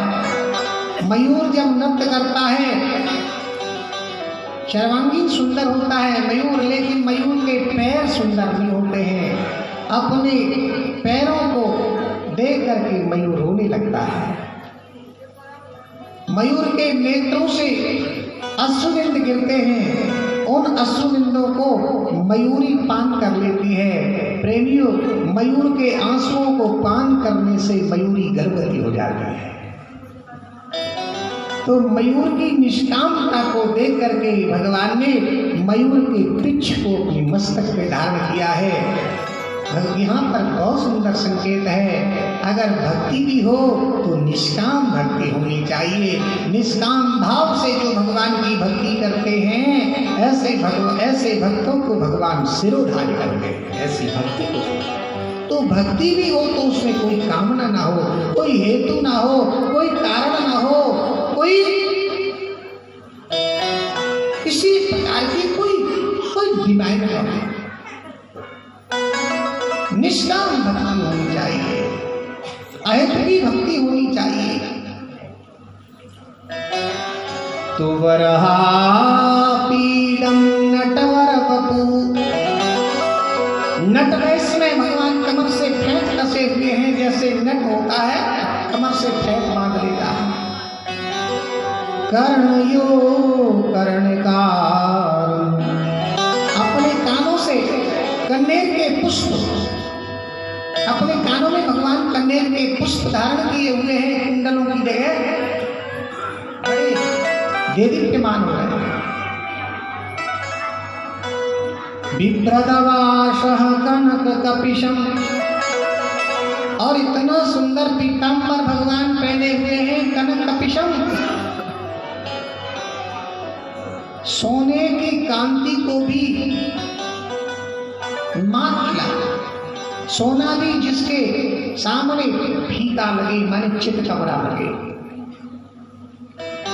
ऐसा सुंदर सोने की कांति को लजाने वाला सुंदर पीतांबर भगवान पहने हुए हैं।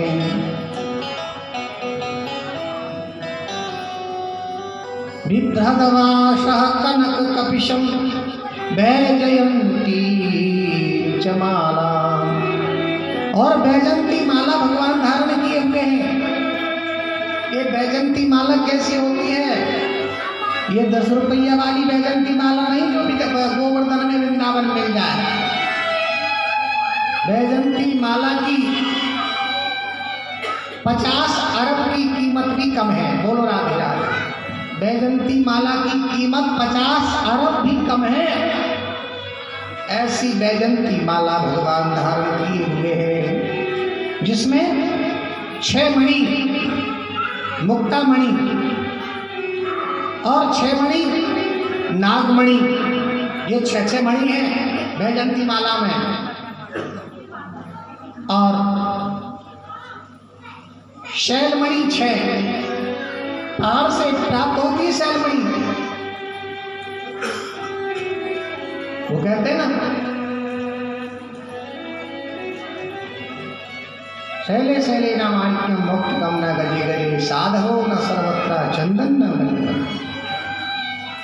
6 शैलमणि, 6 मुक्तामणि, 6 नागमणि, 6 लालमणि और 6 चिंतामणि, स्फटिक मणि, ऐसी मणि माला 6 उस माला में जो अनमोल मणियां हैं, जो सुलभ नहीं है। नागमणि कहाँ मिले?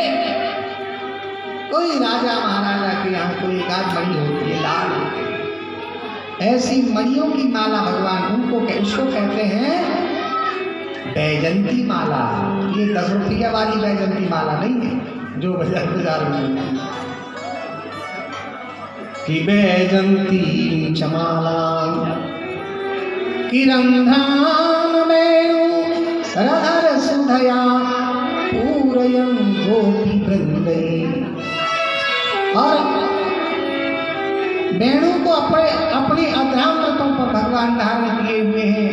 आहा, वेणु भगवान के अधरों पर सुशोभित है। जब बंसी की नाद भगवान करते हैं तो योगी योग को भूल जाते हैं, ध्यान को भूल जाते हैं।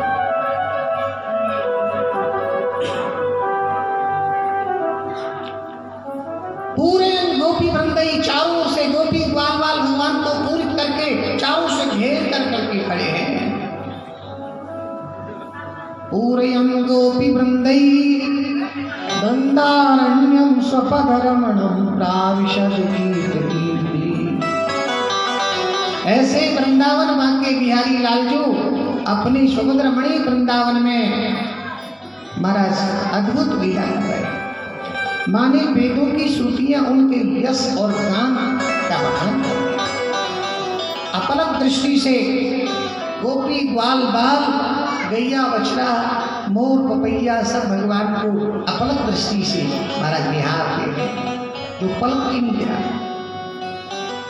वेदों की श्रुतियां मानो का बखान कर ऐसे वृंदावन बिहारी लाल जी। वेद भी नेति नेति कहकर के हार जाते हैं, लेकिन उनका प्राण होता। अरे ऐसा कोई सुंदर होगा, ऐसा कोई लीलाधारी होगा। सुखदेव जी की समाधि टूट गई, ध्यान छूट गया, जो निर्गुण ब्रह्म के उपासक थे।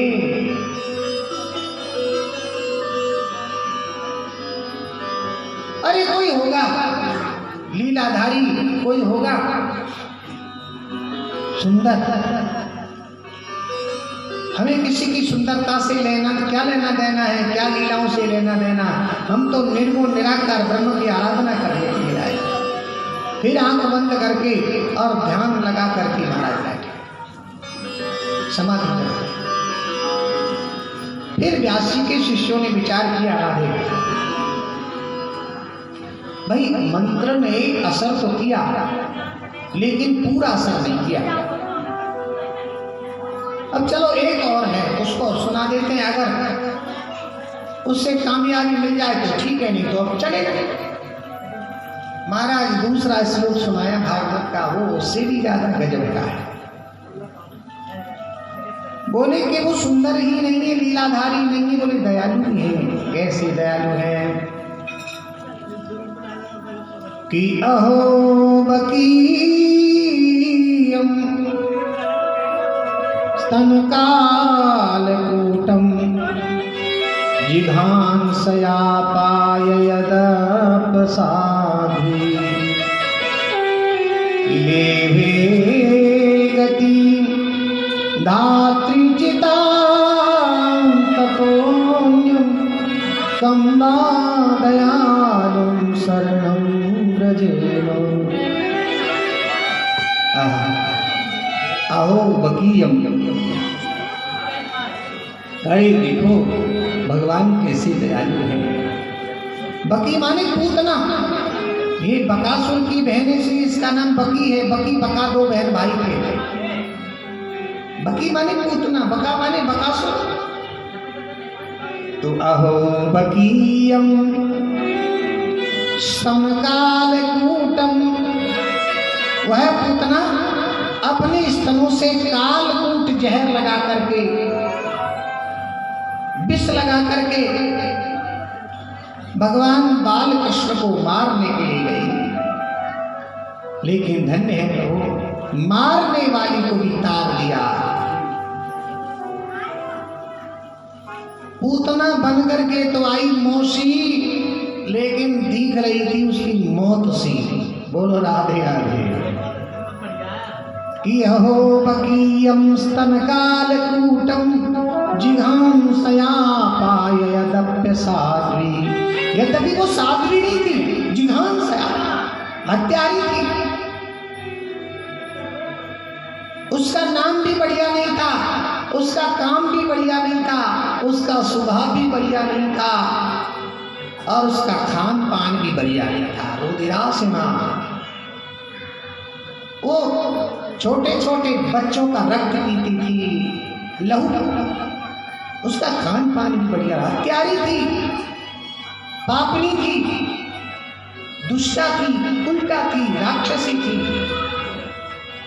जिघांसया पायदप्य साध्वी। यद्यपि वो साध्वी नहीं थी, वो राक्षसी। लेकिन लेवे गति, फिर भी वह उसको वह गति मिली। धात्री चिताम ततोन्यम। धात्री माने माँ। माँ को जो गति मिलती है, जो गति भगवान को मैया यशोदा को देनी चाहिए, जो गति मैया कौशल्या को, देहूती मैया को देनी चाहिए, अदिति मैया को जो गति देनी चाहिए, वह गति तो भगवान ने पूतना को दे दी। एकम्बा दयालु शरणम ब्रजेम। ऐसे दयालु भगवान की चरण शरण ग्रहण करनी चाहिए। प्रेमियों, भगवान से बड़ा दयालु कोई दुनिया में न है, था न होगा। जो पूतना जैसी दुष्टा को भी जिन्होंने जो है सदगति प्रदान कर दी, जो मारने के लिए गई थी उसको ताक दिया। जो पूतना जैसी दुष्टा को मुक्ति प्रदान कर देते हैं, तो क्या वो हमको मुक्ति नहीं देंगे? क्या हमारी वो गति नहीं करेंगे? जरूर करेंगे। भगवान कहते हैं मेरी शरण में आकर के तो देख, तेरा ध्यान, मेरे मार्ग पर पैर रख के तो देख, तेरे सब मार्ग न खोल दूं तो कहना, मेरे लिए आंसू बहा के तो देख, तुझे कीमती न बना दूं तो कहना, अरे मेरे लिए कुछ खर्च करके तो देख, तेरे लिए कुबेर के भंडार न खोल दूं तो कहना, मेरा भरोसा करके तो देख, तुझे निर्भय न बना।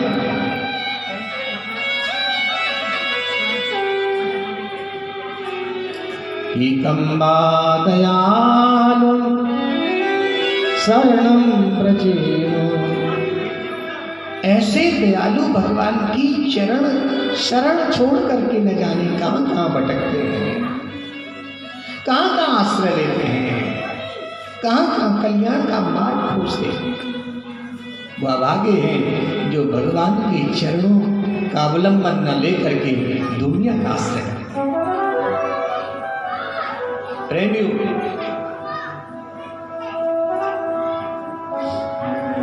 श्री सुखदेव जी की समाधि टूट गई, ध्यान छूट गया, और सुखदेव जी कहने लगे भैया और सुनाओ। आपके श्लोक मुझे बहुत प्रिय लगे, मम कर्ण सर, मेरे कान को बड़े प्रिय। और सुनाओ, तुम्हारे पास में ऐसे कितने श्लोक हैं? तो व्यास जी के शिष्य कहते हैं हे सुखदेव जी, हमारे पास में तो 2 ही श्लोक थे, आपके पिताजी ने हमें 2 श्लोक रटाए, वो हमने याद किए। लेकिन अगर तुम्हें ज़्यादा सुनने की कुछ इच्छा है तो तुम्हारे पिताजी के पास में तो श्लोकों का भंडार ऐसे 18,000 श्लोक हैं उनके पास में। भागवत में कितने श्लोक हैं? 18,000। अरे भागवत एक ही रचना नहीं की, व्यास जी ने 4 वेदों की रचना की है, 6 शास्त्रों की रचना की है, 11 उपनिषदों की रचना की है, महाभारत की रचना की है। कहते हैं करोड़ों मंत्रों की रचना की है व्यास जी महाराज ने, करोड़ों मंत्रों, करोड़ों श्लोकों की। व्यास उच्चिष्टो जगत सर्वम, पूरे संसार में व्यास जी का उच्चिष्ट प्राप्त किया। झूठन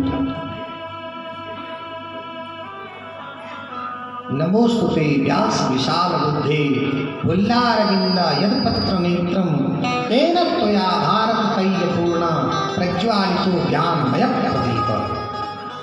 ज्ञान तो प्रदीप ऐसा ज्ञान का प्रदीप है जो कभी बुझता नहीं है, जो प्रकाशित होता रहता है, जगमगाता रहता है।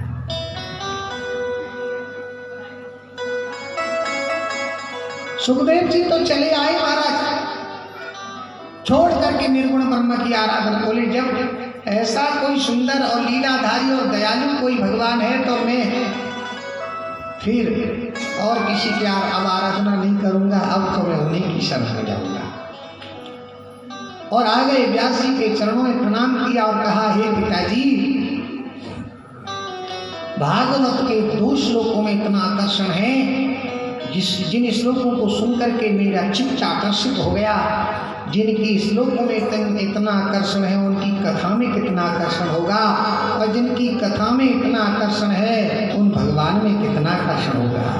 अब तो मुझे मेरे प्रभु श्री कृष्ण की वह पावन कथा सुनाओ।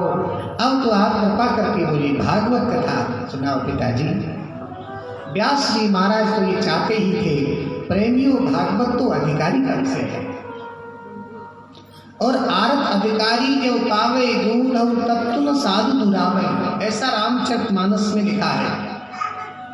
आरती अधिकारी पाशुपात्र जब प्राप्त होता है तो गूढ़ तत्व को भी संत जन नहीं दुराते हैं, गुरुजन नहीं दुराते हैं, वो उड़ेल देते हैं। अधिकारी होना चाहिए, अनाधिकारी को अधिकार नहीं देना चाहिए, अधिकारी को अधिकार देना चाहिए। और व्यास जी से और सुखदेव जी से बड़ा अधिकारी कौन मिलेगा, जिन्होंने 4 अंगुल की लंगोटी भी नहीं पहनी है, जो परमहंसों में चक्र चूड़ामणि है। व्यास जी ने सुखदेव जी महाराज के लिए संपूर्ण श्रीमद् भागवत कथा को उड़े लिया है, सुना। ये सुखदेव जी महाराज के शिष्य हैं सूत जी महाराज, जिन्होंने सुंदर स्वरूप से वंदना की है। यम प्रप्रजं तमनुपेतमपेत कृत्यम द्वैपायनो विरह कातर आजुभाव पुत्रेति तन्मयतया तरवोभिनेदु तम सर्वभूत हृदयं मुनिमानतोऽस्मि। बहुत सुंदर वंदना की है सूत जी महाराज। अब आइए हम आपको राजा परीक्षित के चल की ओर ले चलते हैं। एक सुंदर छोटा सा एक कीर्तन या भजन। हो जब से सांवरे ने पकड़ा मेरा हाथ, वो जब से सांवरे ने पकड़ा मेरा हाथ, हो गई रे मेरी बल्ले बल्ले। जब से सांवरे जब से सांवरे ने पकड़ा मेरा हाथ, हो गई रे मेरी बल्ले बल्ले। वो जब से सांवरे ने पकड़ा मेरा हाथ, हो गई रे मेरी बल्ले बल्ले। वो जब से सांवरे ने पकड़ा मेरा हाथ, हो गई मेरी बल्ले बल्ले।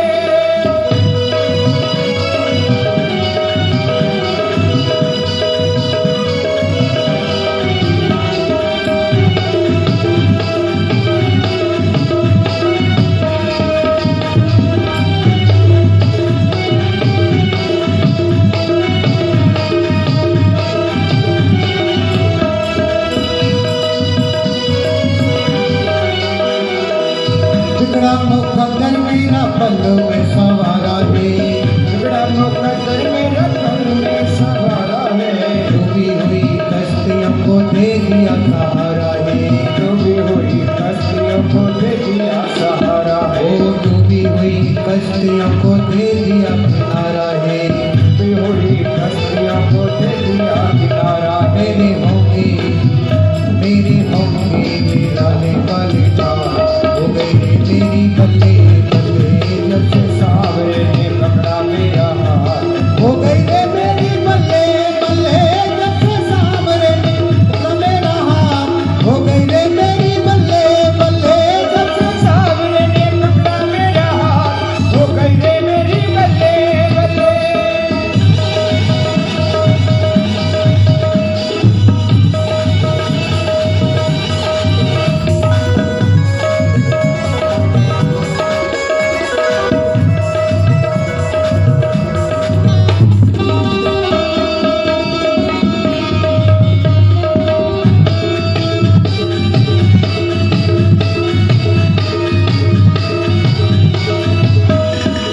सामने के बिना मुझे कुछ नहीं भाता है, सावरे के बिना मुझे कुछ नहीं पता है, सामने के बिना मुझे कुछ नहीं भाता है, सावरे के बिना मुझे कुछ नहीं पता है, मेरा मेरा सामने से प्रेम का नाता है, मेरा मेरे सावरे से प्रेम का नाता है, ओ मेरा मेरे सामने से प्रेम का नाता है, वो मेरा मेरे सावरे से प्रेम का नाता है, बाकी सामने में प्रेम दी दो, हो गई रे मेरी बल्ले बल्ले जब से सावरे ने पकड़ा मेरा हाथ, हो गई रे मेरी बल्ले बल्ले, ओ जब से सामने में पकड़ा मेरा हाथ, हो गई रे मेरी बल्ले बल्ले जब से सावरे ने पकड़ा मेरा हाथ, हो गई रे मेरी बल्ले बल्ले।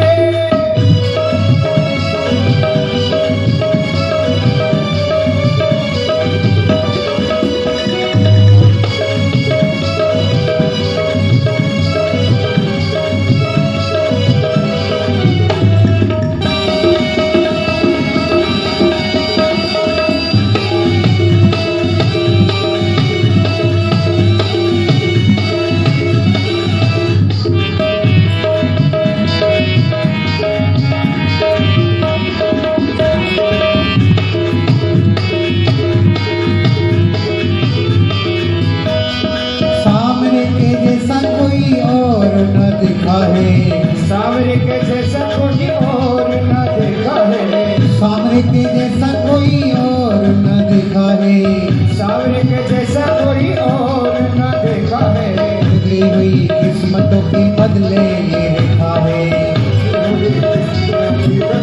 ये रेखा है, वो बिगड़ी हुई किस्मतों की बदले ये रेखा है, बिगड़ी हुई किस्मत की बदले ये रेखा अब है, तो मौज से अब तो मौज से कटेंगे मेरे काम, हो गई रे मेरी बल्ले बल्ले जब से सावरे ने पकड़ा मेरा हाथ, हो गई रे मेरी बल्ले बल्ले, हो जब से सामने में पकड़ा मेरा हाथ, हो गई रे मेरी बल्ले बल्ले जब से सावरे ने पकड़ा मेरा हाथ, हो गई रे मेरी बल्ले बल्ले, बल्ले बल्ले मेरी बल्ले बल्ले वो बल्ले